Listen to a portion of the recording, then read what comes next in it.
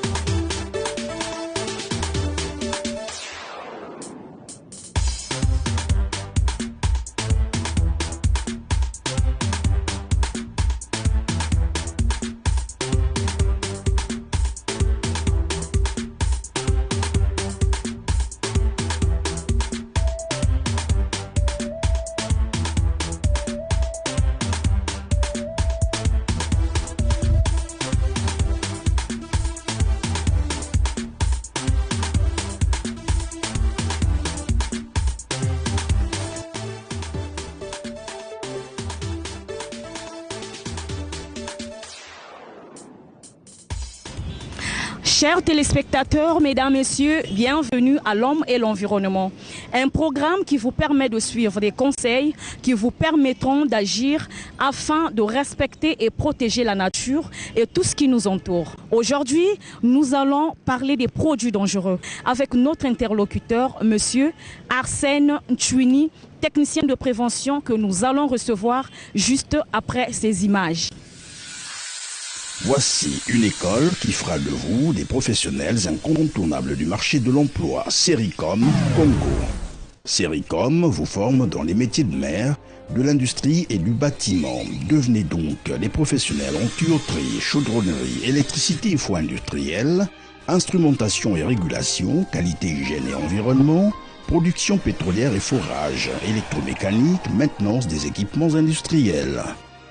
Sericom Congo vous forme également en génie électrique, contrôle industriel et régulation automatique. Des formations sanctionnées par un CAP, un brevet d'études professionnelles ou encore un brevet de technicien supérieur. Sericom Congo, 225 avenue Monseigneur Émile Poitiers, centre-ville, ou appelez dès maintenant au 06 664 34 81 ou encore au 06 622 43 89. Sericom Congo pour les formations qualifiantes.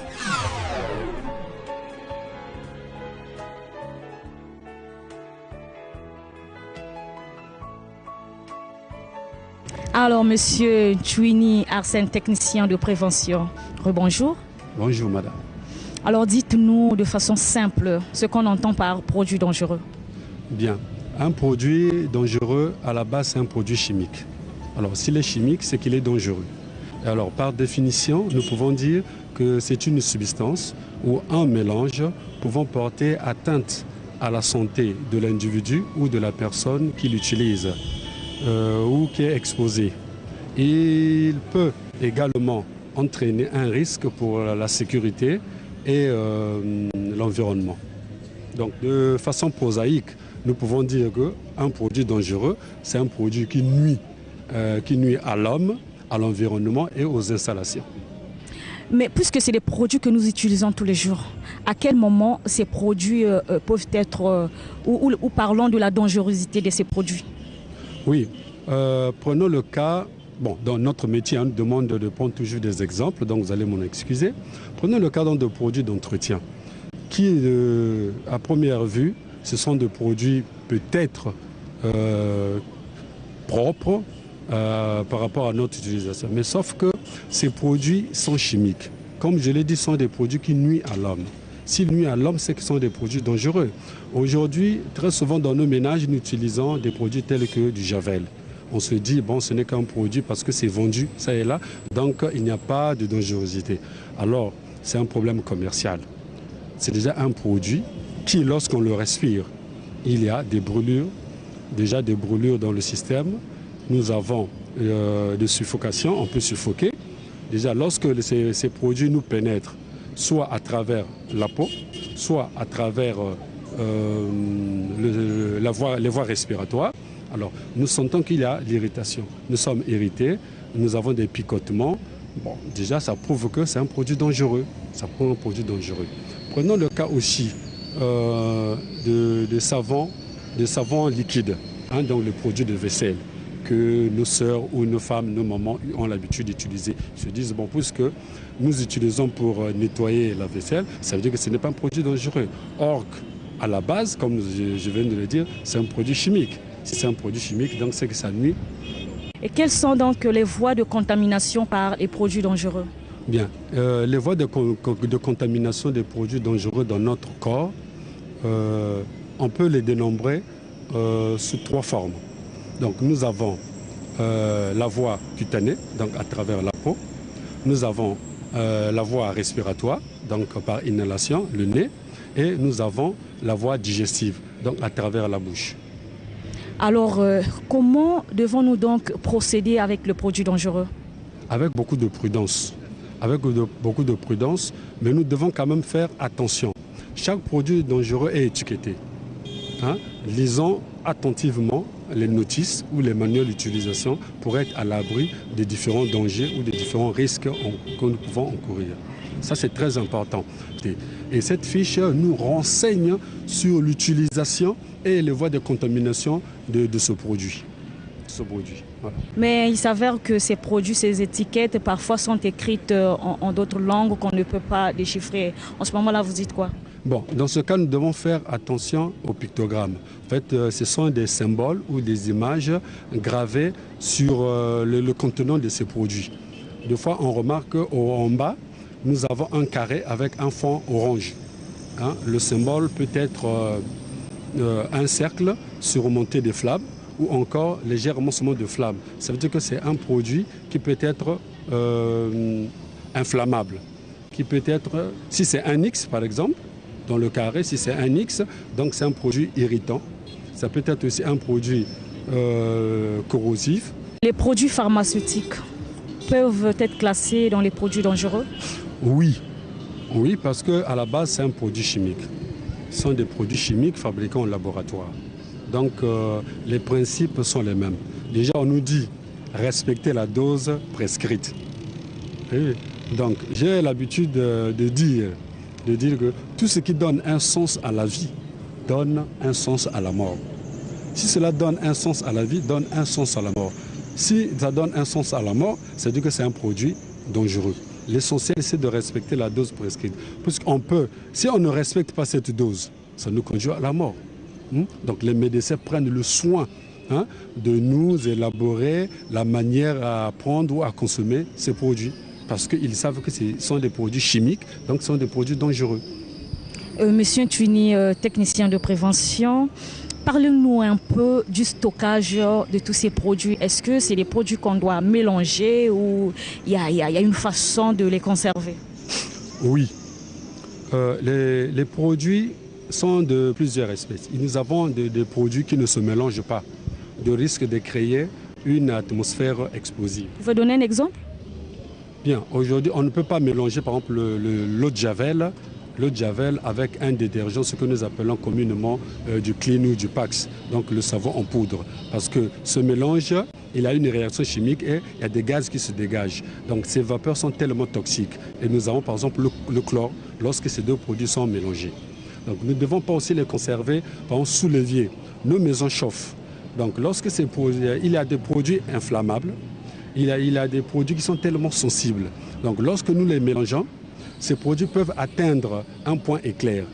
Donc c'est un point éclair où la température, c'est la température qui permet à chaque produit de s'auto-inflammer. Donc ça veut dire qu'il y a une combustion spontanée parce qu'il y a un mélange. Donc il faut faire très attention parce qu'il y a la pression qui monte sous l'effet de la chaleur ambiante ou la température ambiante. Donc lorsqu'on les mélange, ça peut provoquer, comme je disais tantôt, une atmosphère explosive. Donc nous devons faire attention à ne pas mélanger les combustibles et le carburant. Alors à la moindre source d'énergie, il y a incendie ou encore explosion. Dites-nous, la réutilisation des contenants vides sont autorisés? Ah non, en fait, c'est ça encore le facteur des accidents dans la société ou encore dans nos ménages. Très souvent, qu'est-ce que nous faisons? Le citoyen lambda se dit, bon, pour économiser, on essaie un peu de transvaser dans un récipient alimentaire, tel qu'une bouteille d'eau minérale. Donc là, ça devient dangereux. Si on le fait, dans ce cas, il faut étiqueter et nommer le produit. Au cas contraire, s'il est à la portée de monsieur tout le monde, très souvent à nos enfants, l'enfant peut confondre ce produit à de l'eau. Et voilà, l'enfant consomme et c'est un accident qui arrive. Donc nous devons faire excessivement attention à ne pas commettre cette bêtise, permettez-moi l'expression, madame.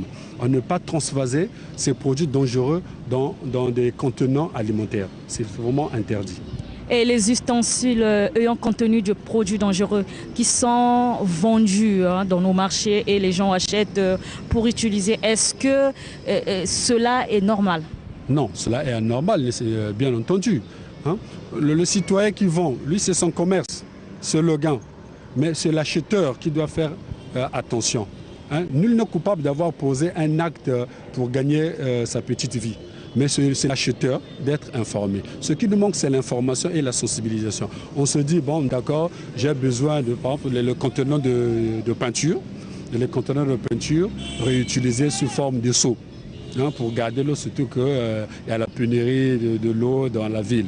Mais c'est tellement dangereux parce qu'une fois que nous utilisons ces produits, nous ignorons la nature de ces produits. Alors, avec de l'eau, il y a toujours une réaction chimique. Une réaction chimique. Donc, nécessairement, cette eau devient empoisonnée. Donc, même à des faibles doses. À faible dose, un produit chimique reste toujours dangereux. Donc nous devons faire très attention. En fait, nous ne devons pas réutiliser ces produits parce que ça devient des déchets et des déchets très très toxiques, très dangereux. Qu'on mettre vraiment à l'abri de tous les citoyens. Donc je lance un message pour ceux qui ont l'habitude d'utiliser ces déchets, donc ces contenants, de ne pas le faire. Parce que le produit chimique reste là encore. Il est là, il est présent, parce qu'il y a toujours des vapeurs. Lorsque nous mélangeons encore un autre liquide, même si c'est un liquide alimentaire, il y a toujours une réaction. Nous avons appris quand même en quatrième, rien ne se perd, rien ne se crée, mais le tout se transforme. Alors qu'est-ce qui va se transformer? Donc c'est un poison. Voilà. Et pourtant vendu. Alors, presque dans chaque maison, nous consommons des piles jetables ou rechargeables. Mais après utilisation de ces piles, nous voyons que ces piles jonchent les ruelles et parfois ce sont nos enfants qui prennent ces piles usagées pour jouer avec. En ce moment-là, quel impact cela peut-il avoir sur la santé et sur l'environnement? Ah oui, d'abord pour la santé, l'impact est mortel parce que les piles sont dangereuses. Parce qu'elles contiennent des matériaux, en fait des métaux lourds, je voulais dire, des métaux lourds, à savoir du mercure, du cadmium, du nickel, du zinc et du plomb. Alors, ces métaux, notre organisme n'est pas préparé à digérer ces métaux lourds. Et du coup, ça provoque des intoxications vraiment pénibles. Pour ne pas parler de brûlures. Donc ça brûle la bouche, la gorge et le tube digestif. Donc notamment pour les enfants qui en consomment. Bon, maintenant pour l'environnement. En fait, il devait avoir une politique de prévention, de savoir gérer ce déchet, les stocker, les trier à la base. Mais malheureusement, il faut le dire, on ne peut pas se cacher, là, il faut indexer en fait la municipalité. Nous n'avons pas de décharges. Bien qu'il y a des sociétés qui prennent des mesures adéquates, ils ont des politiques, de prévention. Mais le citoyen lambda, à quel sens se vouer? Parce qu'on jette au coin de la rue, et il y a un monsieur qui ramasse, et après, qu'est-ce qu'il fait? Il va déposer au coin de la rue, parce qu'il y a une montagne d'immondices, ou encore pour les sociétés de collecte de ces déchets. Mais voilà, nous avons des décharges sauvages. Donc c'est vraiment un problème difficile à résoudre. Donc tant que la municipalité ne va pas doter la ville de Pointe-Noire d'une décharge industrielle digne de ce nom, nous serons toujours là à se plaindre de notre environnement, de ces déchets hautement toxiques, de ces déchets vraiment difficiles pour le commun des mortels à gérer. Donc ce n'est pas la faute du citoyen lambda, mais là il faut indexer les autorités publiques. Votre dernier mot, sinon conseil à l'endroit des Ponténégrins en rapport avec le thème?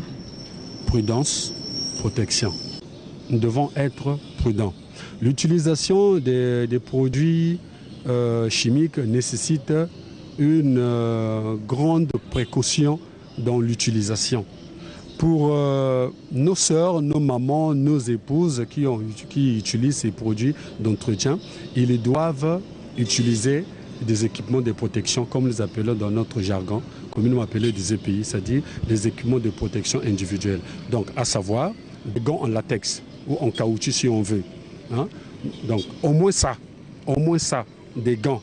Parce qu'on ne peut pas voir tout l'équipement. Sinon, à savoir, des gants en latex ou en néoprène, des combinaisons jetables, des lunettes de sécurité, et j'en passe. Mais puisque ce n'est pas à la portée de monsieur tout le monde, mais au moins au coin de la rue, dans un supermarché, nous pouvons acheter ou s'approprier des gants en latex, au moins pour se protéger des mains, parce que nous avons besoin de nos mains pour de différentes activités. Maintenant, nous devons aussi tirer attention à nos pouvoirs publics d'organiser des émissions telles que l'homme et l'environnement, hein, parce que l'information, c'est quelque chose. L'information, c'est un pouvoir. Donc, lorsqu'il y a la sensibilisation, le commun des mortels commence au moins à prendre conscience de la dangerosité de ces produits. Parce que si on n'a pas l'information, on n'est pas sensibilisé, nous sommes donc à la merci des nuisances de santé, à la merci de l'insécurité, à la merci de la destruction surtout de notre environnement. Merci madame. Merci. Prudence, protection avant d'utiliser les produits dangereux. Lire attentivement l'étiquette ou la notice. C'est donc la leçon à retenir aujourd'hui. Ainsi s'achève notre émission. Merci à vous, fidèles amis de l'homme et l'environnement. Au revoir, on se retrouve la semaine prochaine.